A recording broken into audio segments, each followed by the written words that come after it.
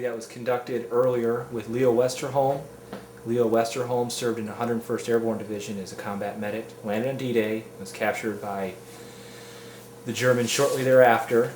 The previous interview, we were able to record the story of the landing in D-Day and his initial getting captured by the Germans. And this part 2 is going to be his experiences as a POW.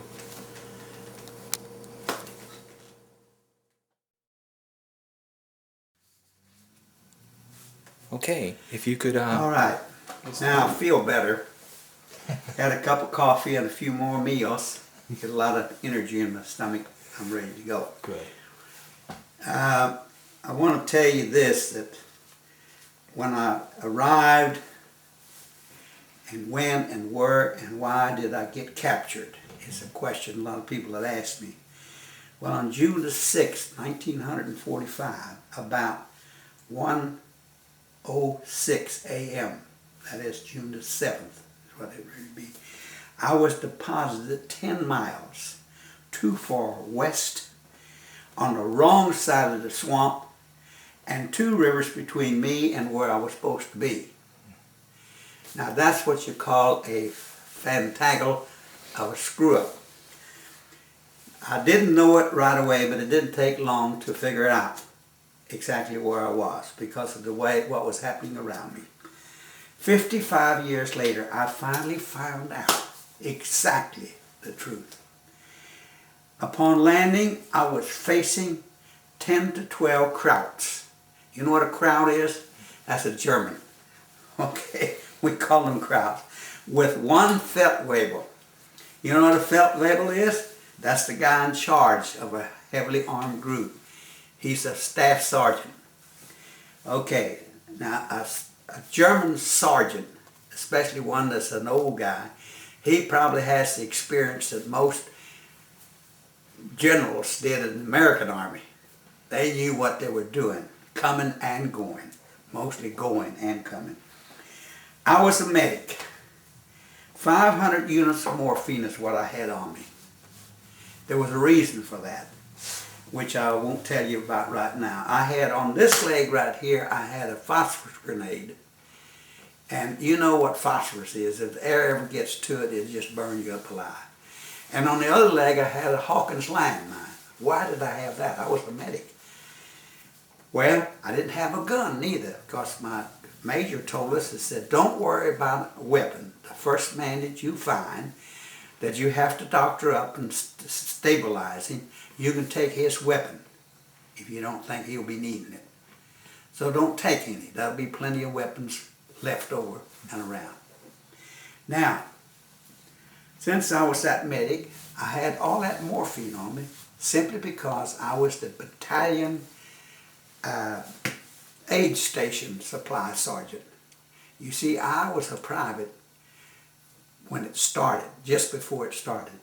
Then the major came down and said, we're going to give you a promotion to being a buck sergeant. And you're going to be in charge of all of the stuff and getting the supplies picked up and get them into the aid station. I said, fine. Where's the aid station going to be? Well, it's supposed to be, you know where. Yes, I know where it says we're going. But I don't know where I can get there. I said, well, neither do we. We'll get there. But we're going to work on that basis. Well, to make a long story short, when I got there, everything was in a turmoil. The Germans didn't know what they were doing, and we didn't know what we were doing. You'll ought to be walking down a fence line and the brush along it. And you might be, all of a sudden, you'll see over there on the other side of the fence line, there's somebody walking over there. And you stop and look at them real close, and they're Germans. Now what are you going to do? You're going to shoot the fat off of them, so they'll get ready to shoot the fat off of you? Well, now listen, let's know what we're doing before we start hollering and screaming around here. And that's about the way it was. In other words, where am I? And I pretty well figured out I was a long ways from where I was supposed to be. You see, when I came into Normandy, I came in, jumped out of the plane, and just as soon as I got my opening shot, which is about 85 to 90 feet from the plane, I splashed, I went into the water, armpit deep. It was about 40 degrees, and the water I felt was 40 degrees too. But there I was in that impregnated clothes that we had on with all my equipment and everything, gas mask included. They said we had to wear it, and we had to wear a Mae West too. I wish I'd had Mae West with me to keep me warm, but I didn't. Now,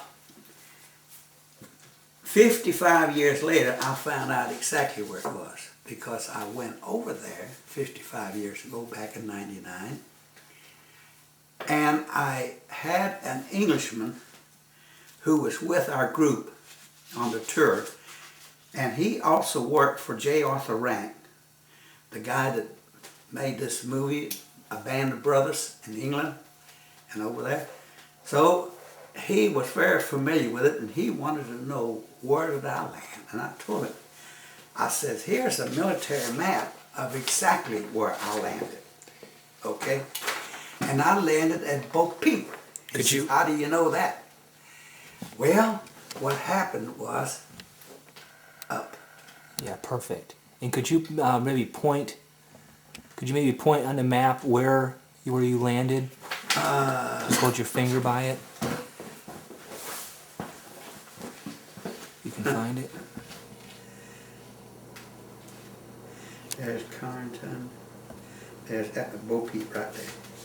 Good. If you just hold it steady. Right where my finger is. I'll just slowly zoom in.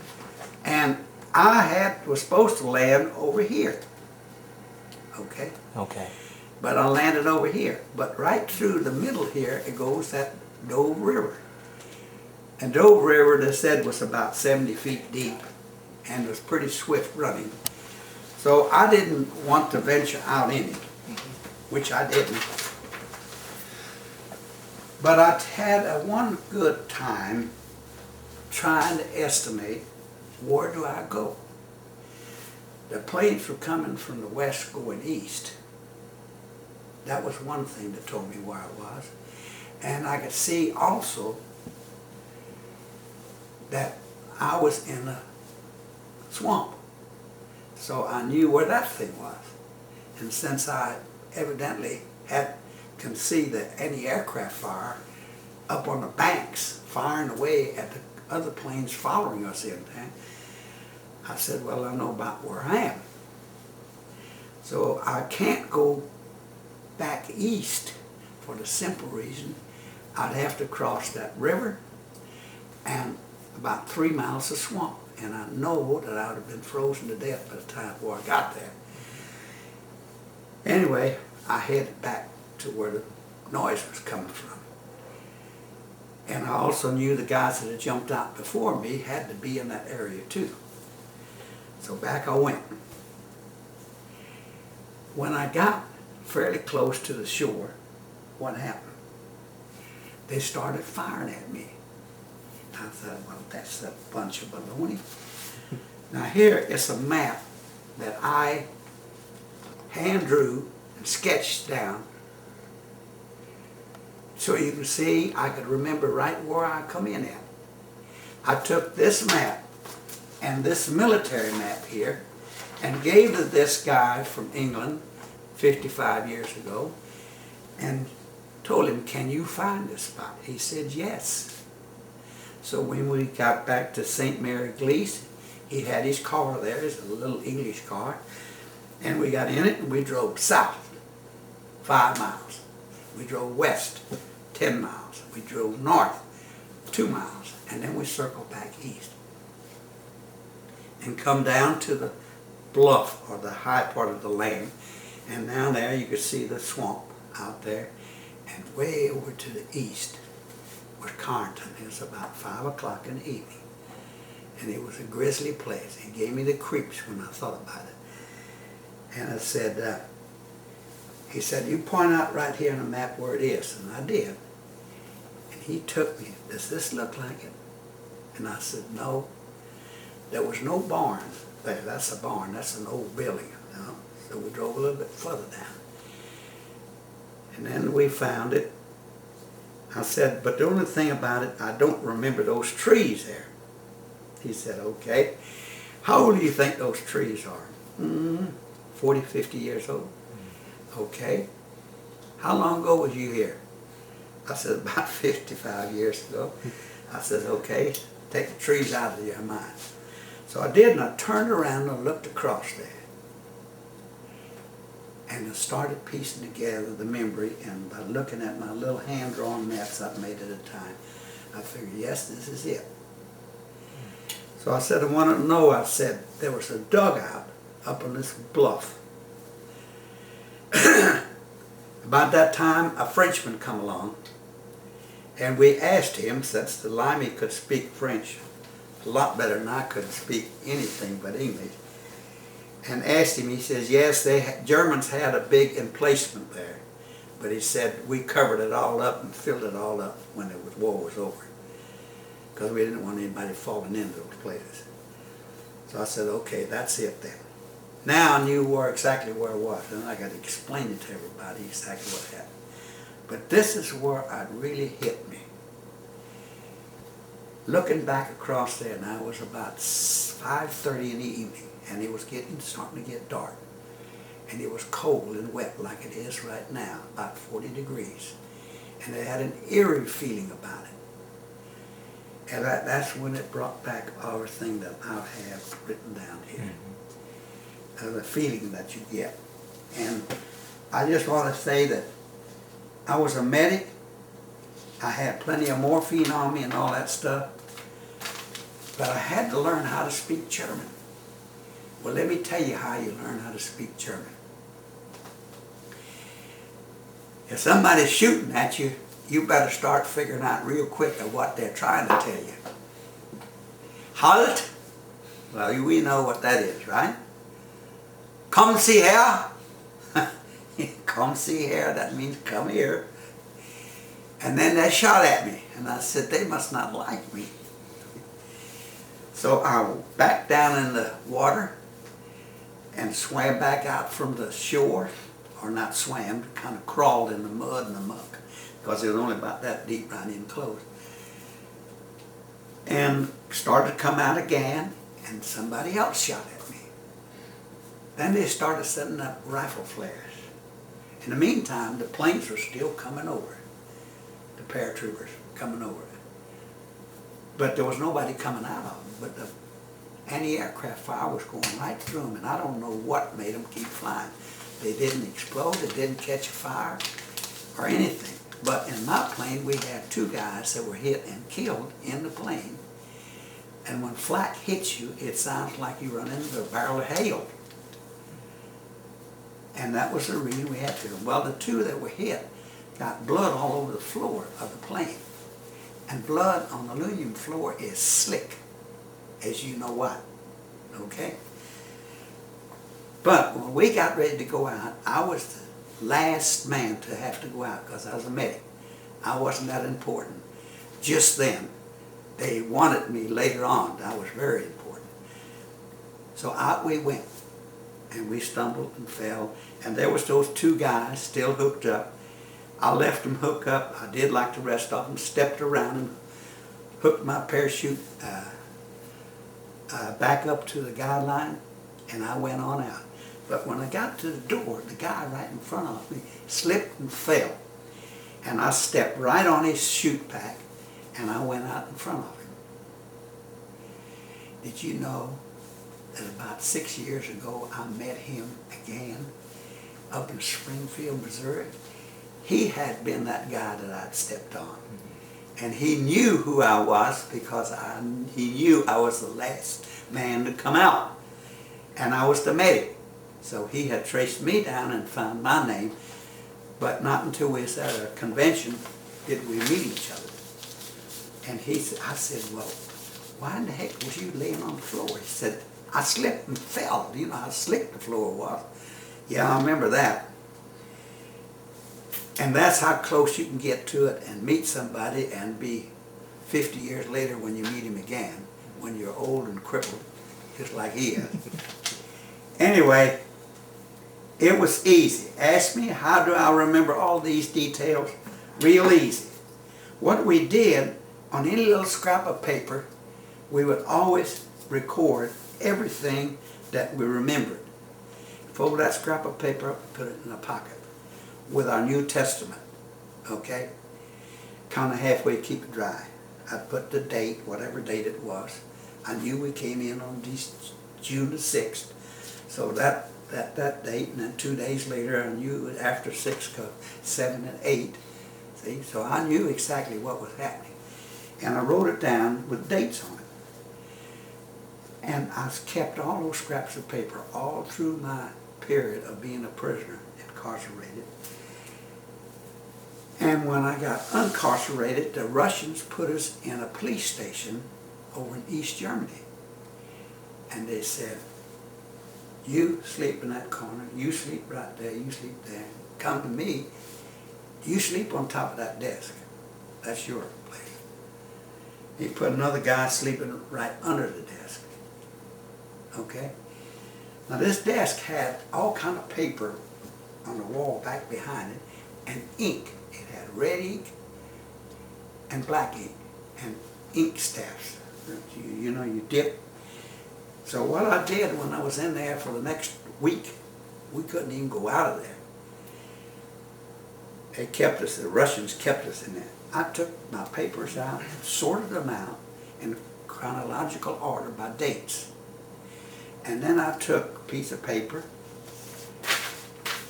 and I took my pen and I started with the first piece, writing it all down. And after about 5 days, I had it all down. Then I took the stuff home. And when I got home, I had it for, while I was going to A&I College, I had it down there. Then I come in with it one day, and I was here in Port Lavaca then. I'd been first at Kingsville and then to LaGrange. When I come here, a lady from over there, from Victoria newspaper, the Advocate, called me and said she wanted to talk to me. I said, what about it? I said, you've been a prisoner of war. I said, well, okay, but I can't come today. And said, well, whenever you can. So I did. About 2 days later, I was over there selling insurance, and of course I went up to see her. Maybe I could get a free meal out of her since I was going to fix her up. So anyway, she said, what is it you want to ask me? I said, well, let me show you something. He said, I inherited this desk about 3 weeks ago. She pulled out the bottom drawer and said, in the back drawer here was, I found some stuff. And one of the things she found, she pulled it out and she handed me this. This is the diary that I fixed up in the prison, in that police station. This is what I wrote it on. Okay? So that I could remember it. Now, when you write it down and you read it years later, you never forget it. Mm-hmm. My brother said, Leo, he said, I think you got a lot of lies that you tell about when you were a prisoner. I said, you think so? I gave him this thing and I said, read it. And he said, well, I can see that. I said, now I wrote that when it was fresh on my mind. Very fresh. Have I said anything different to you? No. And that's the whole thing. You put it down, you won't forget it. So I've taken that thing since then, and I got a little girl, one of my secretaries, and I told her, Laurie, now I've used some cuss words in there, and bad words, and things I wanted to do to girls. Well, you got to overlook those things, and I want you to go through that thing and kind of sanitize it a little bit. So she did, and she come up with this, and it's typewritten, and that's the reason what I'm giving you. So you can read it easy, because my handwriting is pretty raunchy. But she laughed herself to death. She said, Mr. Westerholm, what a language you have. Anyway, later on, you know, you'd run out of scraps of paper. So when we would get something like a jar of soup or something like that, or a can of something from the Red Cross, what we would do, we would take these labels off And on the back, we would put the date and then write down what was doing that day. And then we'd put another date, and I learned two things. I learned how to block print real small. It was a guy that was a runner for his captain, for his company, and he was captured with me. He wasn't captured the same time I was, but I met him later. And he sat down and showed me how to do it, block print. And that's the reason that I could save all of it. So my little old box or can was full of these things with everything put on it. For the whole time I've been a prisoner. And so these were some of the notes that you used to transcribe after a prisoner. That's right. In other words, after I was through being a prisoner, I could transcribe all that stuff. But I had a tractor follower. I knew what I was talking about. I had the dates straight. I couldn't remember those dates unless they were written down. And then it made sense. Now, one thing I had, and I know, yes, right here it is. You know what? You know what happens when you get captured? Well, let me see. Let me see. No, that's not it. Right here it is. See this thing right here? My mother got a telegram. On July the 20th, she got a telegram, and it said that Hitler had informed the International Red Cross that I was a guest of the German government. Okay? And then on August the 18th, she got her first Red Cross from the American Red Cross. She got the notification that I had been captured. And that's what happened on the newspaper. That's the boys from El Campo. One was killed. One was missing in action. And the other two were wounded. And what's the date on that, on the upper? This thing is July the 28th, 1944. Okay. And this is what she got the telegrams in. Okay. These things right here. But it'd like to say, hey. So after you were captured and the Germans brought you in, what happened to you right after that immediately, like in the first minutes? First place, let me tell you how to capture it. I'm laying here right at the edge of the water.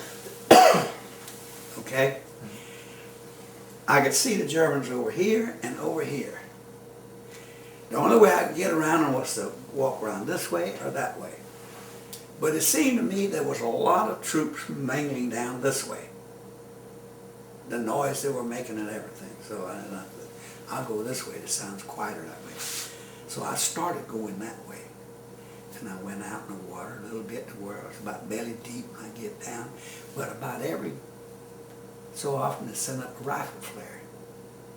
But I knew when they sent up the rifle flare, you go hear it go psst, and I'd freeze and get down as low in the water as I could and stay still.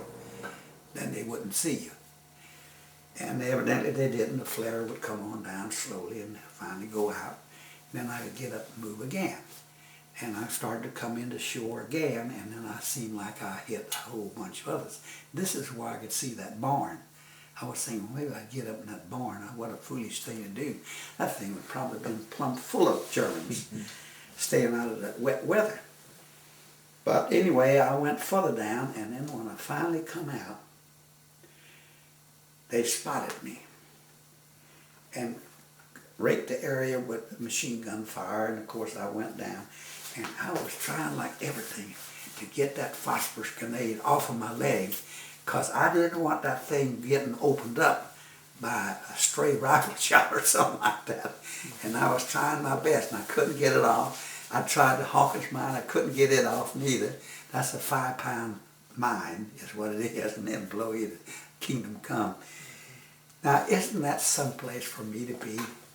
If my mother knew where I was, she'd have had a fit. She'd have had a stroke right there on the spot. But there I was, big old brave boy, scared than hell, just as scared as the Germans were. And I could hear the Feldwebel telling them, "Come raus now, back to the right, Heinrich over there, August, you over there, and Piotr, you over there. Move out, let's go, come see now." I said, they're coming out to get me. And I was laying in that damn grass. I just come out of the water where I was in the grass that was about this deep. I swear up and down it wasn't grass any taller than that, because I couldn't hide very far in it. But they come out and walked right by. They were about 10 feet apart. And one walked over there and one over there, and they didn't even see me. That's how quiet I was laying, mashed into the ground. And they come up to the edge of the water, and then they turn around and come back again, except they shifted down a little bit. Well, here they come. Now, how do you get captured without getting shot first? Now, if you was a German, what would you do?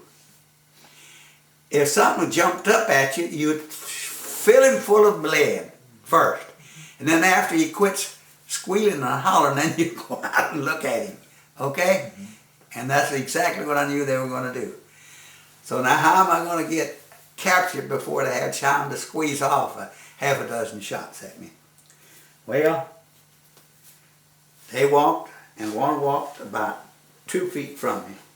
And when he got to me, I just come up and said, "Alles kaputt." I knew what that meant. And when I said "Alles kaputt," he got nervous. I thought he was going to shoot first. But he didn't. He held his fire. Because where you were, his buddy was right on this side of me. So he would also be hitting his buddy. I waited until I was between them. Okay? And that's when it all started. And up they come hollering in that German language. And most of these guys seemed like they were Polish or Russian soldiers that had traded sides. They'd rather fight with the Germans against Stalin than the other way around. Mm-hmm. But anyway, they carried me up to the, what you call it, out lugging along all my stuff and paraphernalia and everything. And I got up there,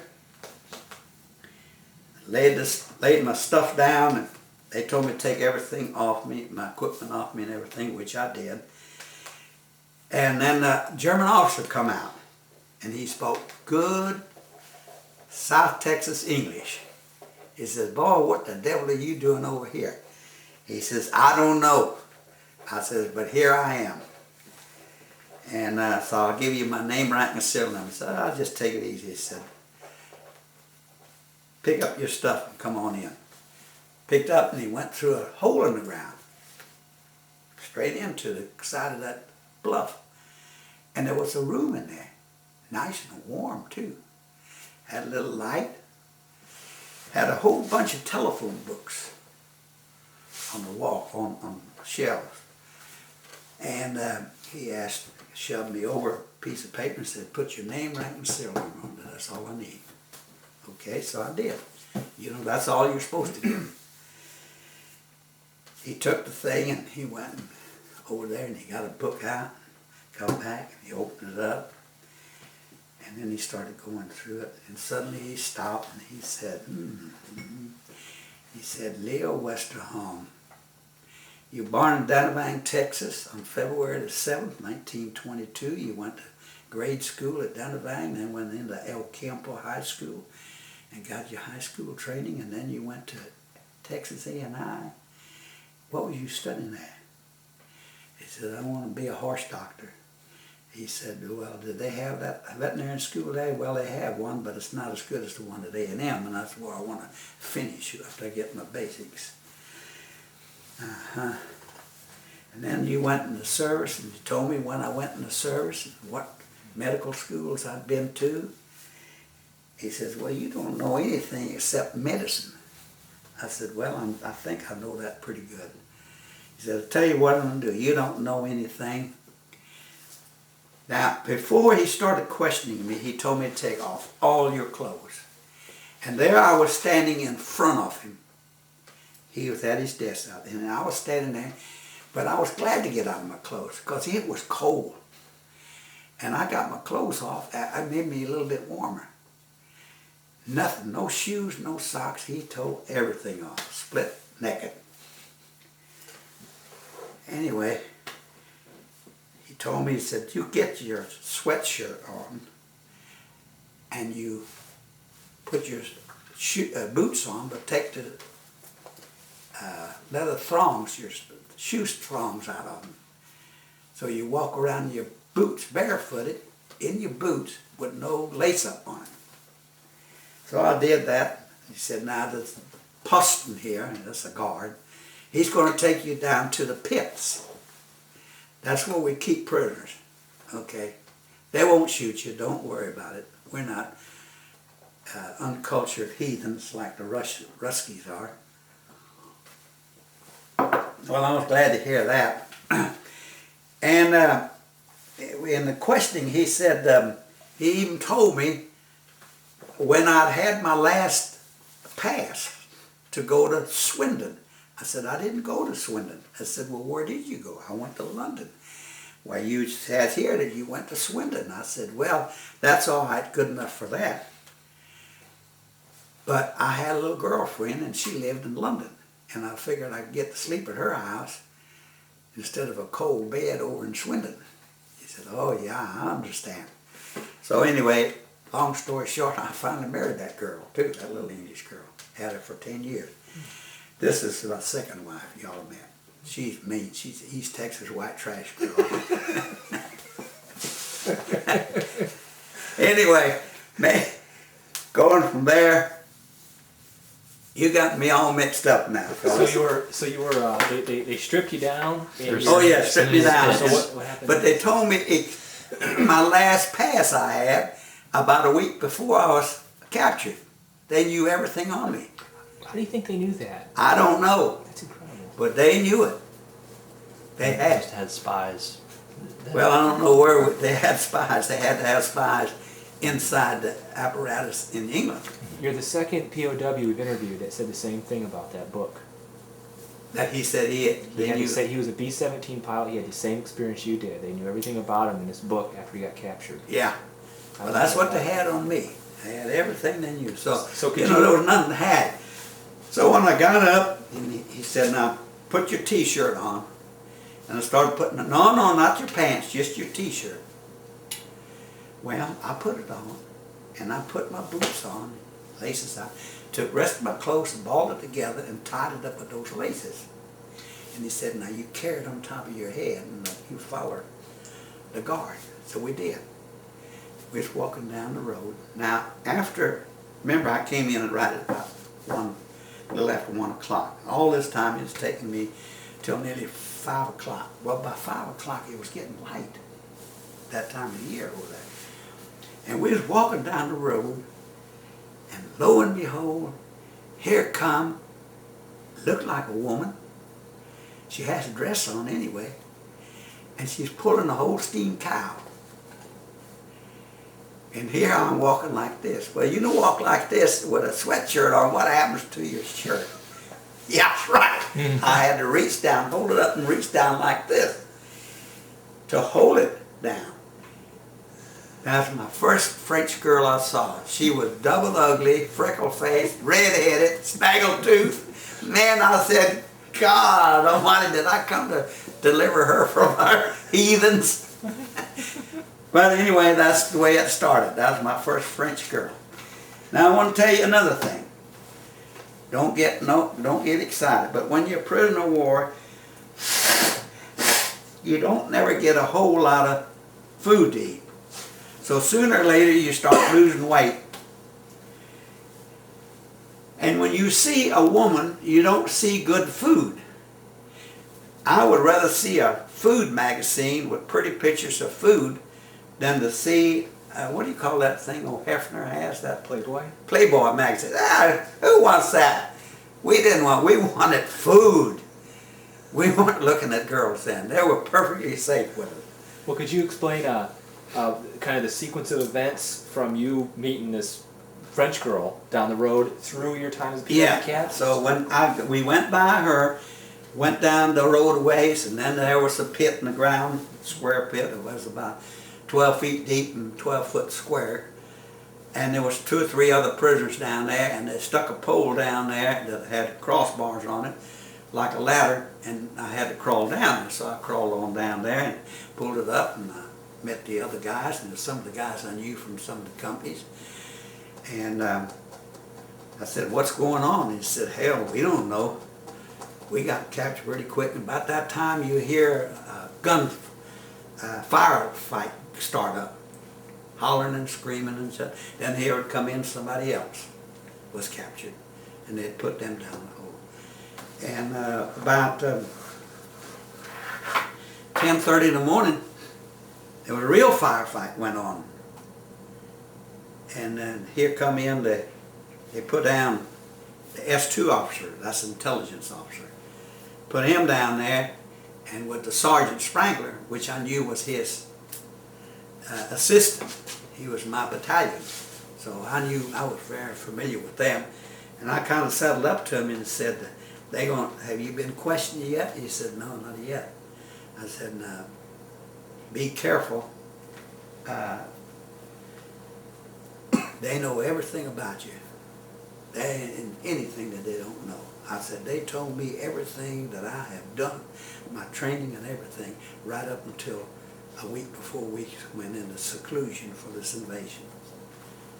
Well, I didn't go with it too happy. Well, a little bit here could come up and it says, Sprangler said he was Private Sprangler, and he said he was a corporal, whatever his last name was. God, no, I can't even remember his name. But anyway, they called him out Captain and Sergeant. And it says, you might have well come up with advice what I'm going to do. I'm going to pull this rope right here, and all of those daisy mines will explode and you'll all be buried in here. Now the rest of you, you want to dive with your officers, or you want to throw them out? Well, stick that pole down there, they're coming out. And out they went. There's no need another 10, 12 or 15 of the guys dying for nothing.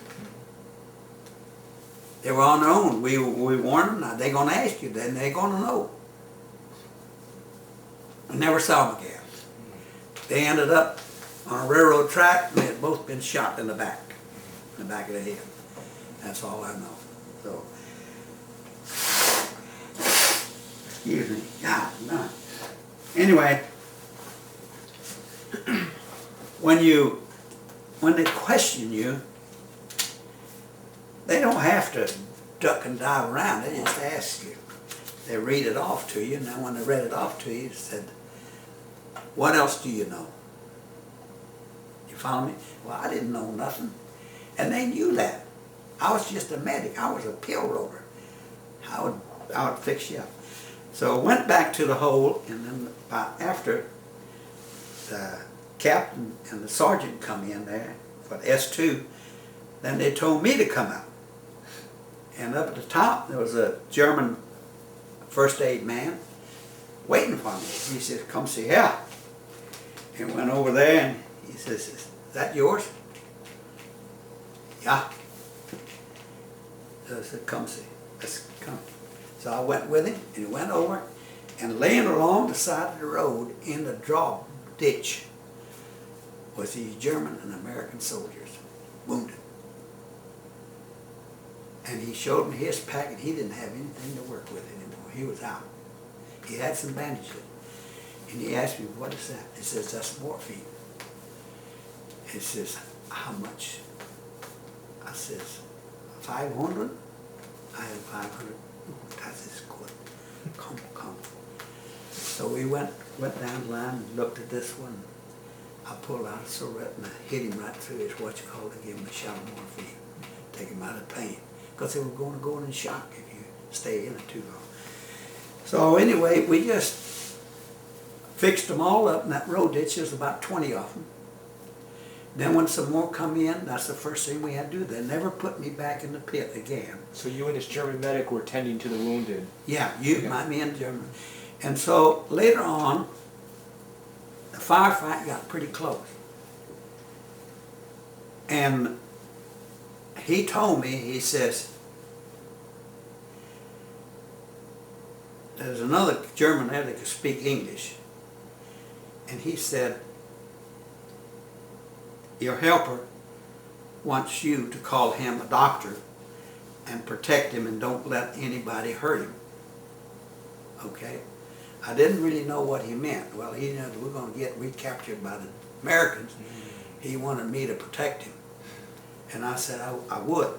So anyway, it went on there. I never had to do it. But anyway, the thing of it is this is what could happen a lot of times.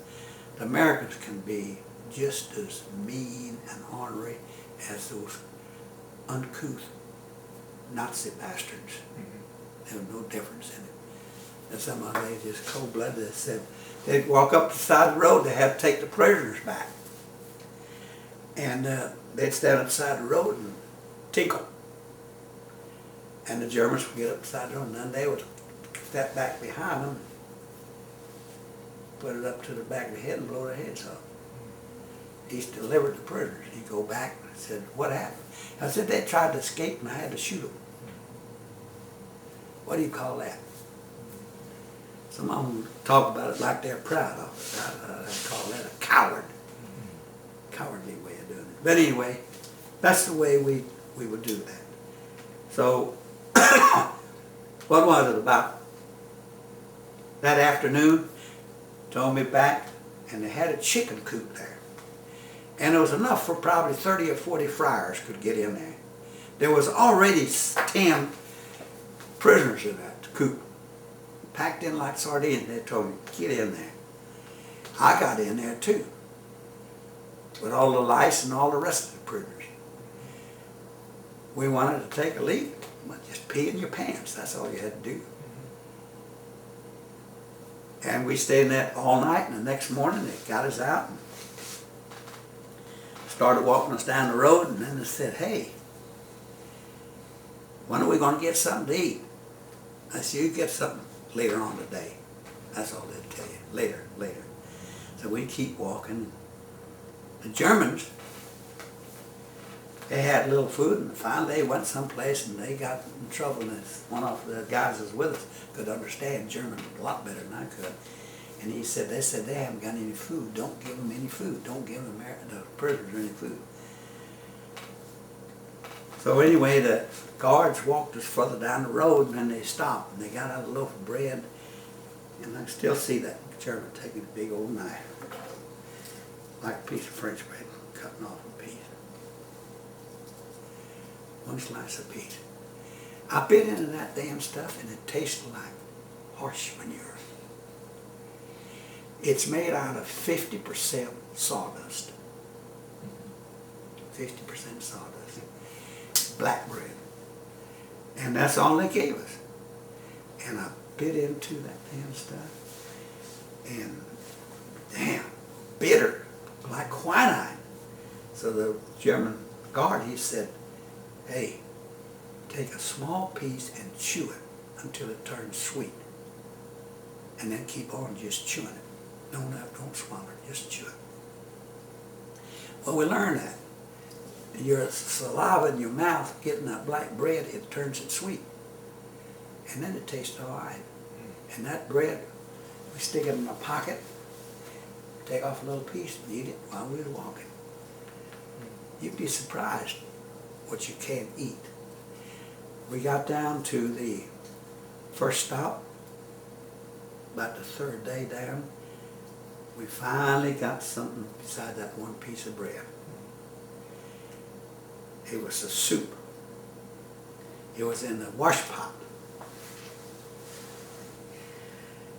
It was grass and everything else had been thrown in it. No seasoning, no nothing. A few carrots and a couple of turnips. And that was it.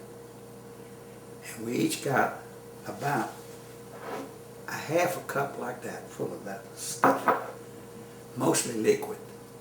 No salt in it. But it was good. God damn, boy, we were hungry. That's about the third or fourth day, you know. And then we'd walk some more. And then one time we walked into an area where they had about 50 other prisoners.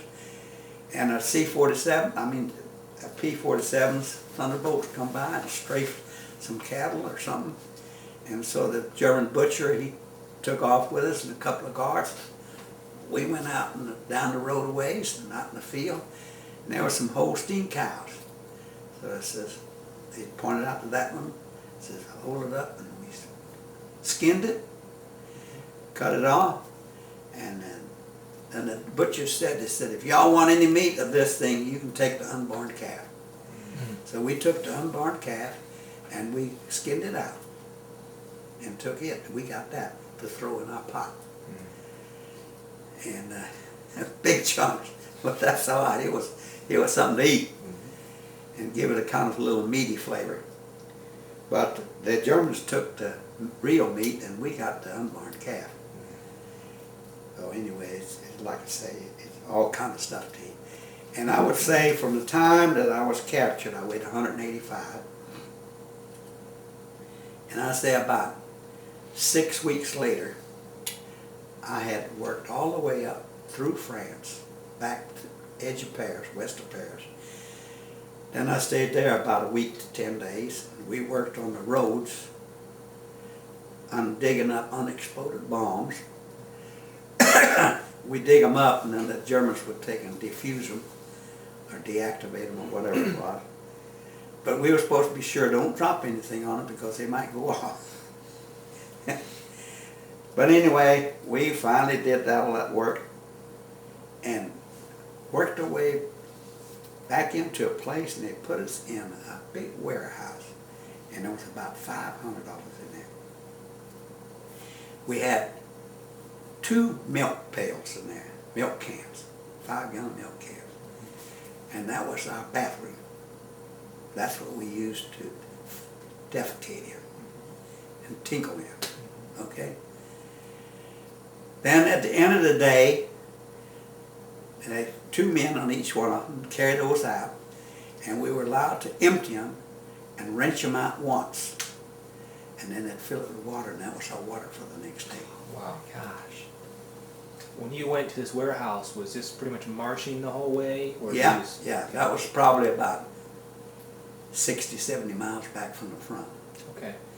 And anyway, would like to say, we just, sometimes it just makes me mad. There was no need of them having to thirst us to death because we ended up getting about 3 ounces of water a day. That's all. When your water was used up, it wasn't none until the next day. Now you'd shit and piss in them. Wow. Then, like I say, they finally, the Swiss Red Cross man came to our camp and told us, he said we would be getting our food package before the end of the day. Well, we didn't. Well, what the hell can we do about it? And this, the ranking non-com of the group there, he asked the guards to get the boss, camp commander, and he came down and he said, why don't we get it? He told us we were supposed to get it yesterday. No, we can't bring it to you for the simple reason we don't have the crew. He said, well, our guys will carry it in here. Well, okay, I said, I'll take 20 of your men and my guards. But anybody escape, one escape, we'll shoot all of you. Not just you 20, but all those people in here. They'll all get right in the head. Do you understand? We told those that got to go, I said, you be damn sure to come back. We did. We got the food package. We got a British food Red Cross package, 1 package for every 10 men. Right. Now that thing has a can of sweetened condensed milk. And what we would do, we'd take a knife and cut a little slit here and a little slit there. And then we would pass it around. Now take a good suck. Now you suck. All the way around for 10 of us. By the time everybody had a good suck, it was damn near empty. Okay? Now you have some soup like that, you would open the damn thing up, and one of us usually had a spoon, an old army spoon, and we'd get in there and we'd say, this is how much we'll take. Well, one guy would dip it out and go up to you and put it in your mouth. Into your mouth, into your mouth, into your mouth. Go all the way around 10 and he'd look, well, I got this much left. Now he had to decide how much was going to be the second trip around. The first can of soup I got was called sheep soup. And it smelled like high-ranking sheep. And you know how that smells. Anyway, that's what we had. But, you know, you were so hungry you could stomach it. And what camp were you in at this time? I was at Chartres, 133. Okay. That's all it had, was 133. I wish I had a map of, but I don't have a map of France. I could show you right where I was at all time. I pretty well could keep track of. Chartres is just west of France, or Paris, right? Yeah, Okay. Chartres. So this was that warehouse you're speaking of? Yeah, that's where the warehouse was. Okay. Okay. And it's a big cathedral there because we get, when we got let out and we would lay around in the, yeah, you. No, go ahead. We still have some. Yeah, but you'd like to say, hey, it's what you have to make up your mind. What can you do? Now, I'd say when I got out of Chartres, I had gone from 185, now I was down to about 130. Mm-hmm. They put us on a train, and they gave the 10 men to a package. We had to divide it up best we could. And then they gave us each a bottle that had wine in it, but they filled it with water. And that was the water we had, and we got on the train, cattle car. And it took us 6 days to go from Chartres, France, past Paris, all the way into Germany to Limburg, where they had a big processing camp for prisoners. About 6 days. Now what we had when we ate that food, we all got diarrhea. Mm-hmm. We got on that train and we were never allowed off. Diarrhea or no diarrhea. And we had, in the middle of the floor of that thing, we had a slit about that long, just enough to where you could get over the top of it and squirt it on out. Mm-hmm. Okay? Now, if you wanted to wipe your butt, you had to do it with your finger and wipe it off all your clothes. Jeez, oh man. But anyway, when I got on, I was one last man on. I was laying right beside that damn shithole. And here come a guy that says, "Boo, I'm coming, I can't hold it anymore." And he whipped his pants down and boom, and he sprayed it all over me. For the next 5 days, I had this stuff all over me. All I could do is like this. I would have just vomited right there. No, there wasn't nothing to vomit. Yeah. Oh, I tell you what else could I do? I mean, why should I knock the pee out of him for doing that? Hell, he couldn't help it. Mm-hmm. He hollered. I just didn't roll over fast enough. But anyway, I wrote that on. Then about the 4th day out, we were strafed by our own planes. And we would run off the track, and the car fell over on its side and slid down the embankment.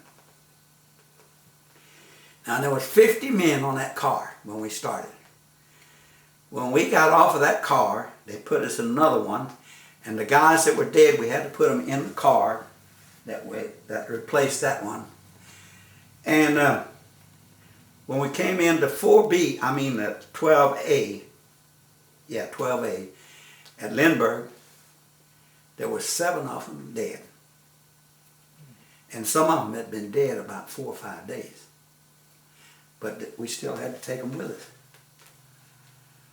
And we carried them on into camp, and they put them in the, I don't know what the devil they did with them in that camp, but I guess they took them out and buried them. And that's the way you disappear. So this is Stalag 12B? That's 12B, and I came in there on August, into 12B, I come in August 6th. Okay. I've been prisoner 60 days. Okay. And went from 185 down to 106. That's what I weighed in at. I'm still just as tall as I was, 6 feet tall. But now I'm down to 106. And my belly was hollering for food. And the first thing we got there, they run us into a shower, and they told us, they says, now, They get 50 men at a time. And he said, now you're going to go in here, you're going to take your clothes off and hang it on that trolley. Okay? Put your boots on, and then you go in the bathroom. If you're not careful and you don't follow my orders, what's going to happen? Pause it. I'll have to get We're this going to pause it real quick. West